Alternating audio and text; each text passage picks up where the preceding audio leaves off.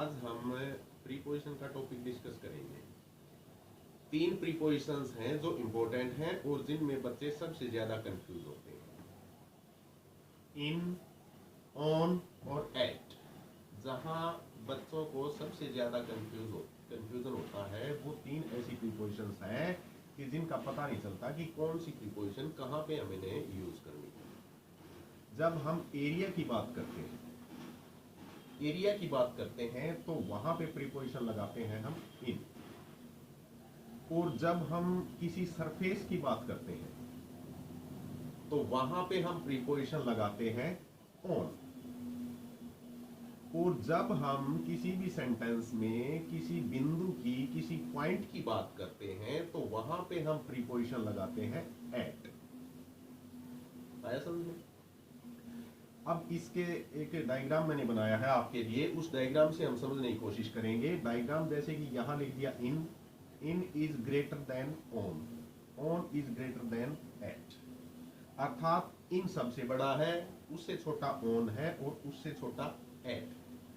अर्थात किसी पॉइंट की, बिंदु की हम बात करते हैं तो वहां क्या यूज करेंगे? Preposition at. और यदि हम सरफेस की बात करते हैं तो वहां प्रीपोजिशन यूज करेंगे ऑन। और यदि हम एरिया की बात करें, अर्थात एरिया सरफेस से बड़ा एरिया हो जाता है, एरिया की अगर हम बात करते हैं तो वहां प्रीपोजिशन यूज करेंगे इन। ये एक मैंने आपके लिए ये बना दिया, ये area is greater than surface और surface is greater than point. ठीक है। अब कुछ एग्जांपल्स मैंने आपके लिए लिखे हैं, एग्जांपल्स के माध्यम से, कुछ सेंटेंस के माध्यम से हम इनको समझने की कोशिश करेंगे। फर्स्ट सेंटेंस है she is seating dash a chair. तो यहाँ पे क्या प्रीपोजिशन यूज होगी? यहाँ पे प्रीपोजिशन यूज होगी इन। क्यों? क्योंकि चेयर के एरिया की बात कर रहे हैं हम, ना कि चेयर के सरफेस की। क्योंकि चेयर के सरफेस के ऊपर नहीं बैठा जाता, चेयर के एरिया में बैठा जाता है। चेयर का एक ये मैंने चित्र बनाया है आपके लिए, इसको समझने के लिए कि ये जैसे कोई चेयर के ऊपर बैठता है तो चेयर के ऊपर नहीं बैठता, चेयर के सरफेस पे नहीं बैठता, चेयर के एरिया में बैठता है। तो इसलिए प्रीपोजिशन यूज क्या होगी यहाँ पे? इन। यदि सपोज करें आप, चेयर की जगह कोई स्टूल होता, कोई टेबल होता, तो टेबल के ऊपर कोई चीज रखी जाती है या टेबल के ऊपर बैठते हैं तो टेबल के या स्टूल के आर्म्स नहीं होती, तो इसलिए वहां पे हम उसको सरफेस की बात करते हैं। नेक्स्ट सेंटेंस है the lamp is dash the table. तो यहाँ पे क्या प्रीपोजिशन यूज होगी आप बताएं? The lamp is on the table, क्योंकि यहाँ टेबल के सरफेस की बात हो रही है। नेक्स्ट सेंटेंस है I am dash my book shop. मेरे फ्रेंड ने मुझसे पूछा फोन करके कि आप कहां पे हैं।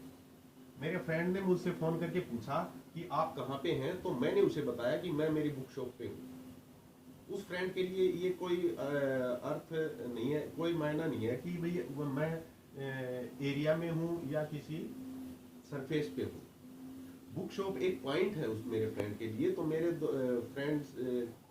फ्रेंड ने जब भी मुझसे पूछा कि आप कहाँ पे हैं, तो मैंने उसको एक बिंदु के बारे में बताया, एक पॉइंट के बारे में बताया कि मैं मेरी बुक शॉप पे हूं। तो इसलिए यहाँ क्या प्रीपोजिशन यूज होगी? At. I am at my book shop, अर्थात मैं मेरी बुक शॉप पे हूं। ठीक। नेक्स्ट पॉइंट्स हैं जिनके माध्यम से हम तीनों प्रीपोजिशंस को फिर से समझने की कोशिश करेंगे। सबसे छोटा क्या पॉइंट है? सबसे छोटी चीज क्या है? पॉइंट, बिंदु। उसके लिए क्या यूज करेंगे? एट। अर्थात टाइम छोटा है, टाइम के लिए क्या यूज करेंगे? एट। टाइम से बड़ा क्या है? डे या डेट। डे या डेट के लिए क्या यूज करेंगे? ऑन। डे या डेट से बड़ा क्या है? मंथ या ईयर। मंथ और ईयर से डे से बड़ा है तो उसके लिए क्या यूज करेंगे? इन। अर्थात सबसे छोटा टाइम है, टाइम के लिए यूज करेंगे एट, उससे बड़ा डे है, डे के लिए यूज करेंगे ऑन, और उससे बड़ा मंथ, तो मंथ के लिए क्या यूज करेंगे? इन। अभी ये कुछ एग्जांपल्स यहाँ आपके लिए लिखे हैं मैंने, आपने बताना है कि किस एग्जांपल, किस सेंटेंस में क्या प्रीपोजिशन यूज होगा। The match will start dash 5 PM। Match 5 PM पे शुरू होगा, तो इसके लिए क्या आ जाएगा? क्योंकि यहाँ टाइम दे रखा है, टाइम सबसे छोटा है, आपको बताया था, तो टाइम के लिए क्या आ जाएगा? At. The match will start at 5 PM। Next sentence है I will come dash Monday. Time से बड़ा क्या होता है? दिन। दिन के लिए, और टाइम से बड़ा होता है दिन, और टाइम के लिए एट है, तो एट से बड़ा क्या आ जाएगा यहाँ पे? ऑन। तो डेट के डे या डेट हो तो उसके लिए क्या प्रीपोजिशन यूज होगी? ऑन। नेक्स्ट सेंटेंस है इंडिया गोट इंडिपेंडेंस डैश 15 अगस्त। अर्थात ये भी 15 अगस्त भी डेट है या डे है। तो डे के लिए क्या बताया था आपको? On. India got independence on 15 अगस्त। अब बात होगी यहाँ पे टाइम की, डे की, और एट की और ऑन की। टाइम छोटा है तो एट, टाइम से बड़ा डे है तो ऑन, और फिर एक बच की प्रीपोजिशन हमारी इन, जो डे से बड़ा है मंथ या ईयर, तो उसके लिए क्या यूज होगी? इन। नेक्स्ट सेंटेंस है ही विल कम जून।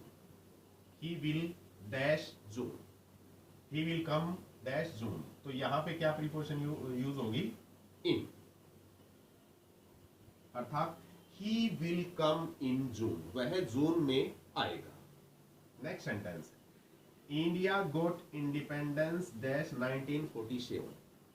47 भी ईयर है, ईयर सबसे बड़ा है, अर्थात ईयर से बड़ा, और इनसे टाइम से और डे से बड़ा ईयर होता है, तो ईयर के लिए क्या प्रीपोजिशन यूज होगी? In. India got independence in 1947। तो ये आई होप कि आपको अच्छी तरह से ये चीज़ें समझ में आ गई होंगी। इसके लिए आप ज़्यादा से ज़्यादा प्रैक्टिस करें, और प्रैक्टिस के साथ साथ जितनी ज़्यादा प्रैक्टिस करेंगे उतनी चीज़ें आपको समझ में आएंगी। इसके अलावा कुछ एक इम्पोर्टेंट बिंदु और भी हैं इनको समझने के लिए, जिसके माध्यम से हम इनको अच्छी तरह से और चीज़ें समझ सकते हैं। अर्थात ये तो हमने टाइम के लिए टाइम के लिए देख लिया। टाइम के लिए कौन सी प्रीपोजिशन आती है? एट। उससे बड़ा होता है डे। डे के लिए प्रीपोजिशन आती है ऑन, और उससे बड़ा होता है ईयर। ईयर के लिए प्रीपोजिशन आती है ईयर या मंथ, उसके लिए प्रीपोजिशन आती है इन। अब कुछ एक बिंदु ऐसे हैं जहां डे होते हैं, लेकिन उनके साथ किसी तरह की कोई प्रीपोजिशन यूज नहीं होती। जैसे there is no preposition is used, no preposition is used with today। Today भी डे है, ये ध्यान रखने की बात है। Today, tomorrow, yesterday, next day. The day previous day और the day before previous day, tomorrow या नेक्स्ट डे या the day after next day या द डे आफ्टर टुमारो, इनके साथ कोई प्रीपोजिशन यूज नहीं होती।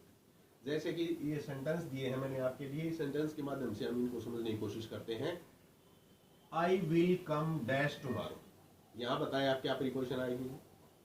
यहां कोई प्रीपोजिशन नहीं आएगी, क्योंकि अभी मैंने आपको बताया कि टुमारो हो, चाहे टुडे हो, चाहे यस्टरडे हो, चाहे नेक्स्ट डे हो, तो इनके साथ किसी तरह की कोई प्रीपोजिशन यूज नहीं होती, तो यहाँ कोई प्रीपोजिशन नहीं आएगी। आई will come tomorrow.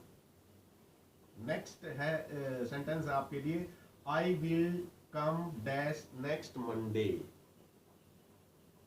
I will come dash next Monday. तो यहां आप बताएं क्या प्रीपोजिशन आएगी? यहां भी बच्चों कोई प्रीपोजिशन यूज नहीं होगी।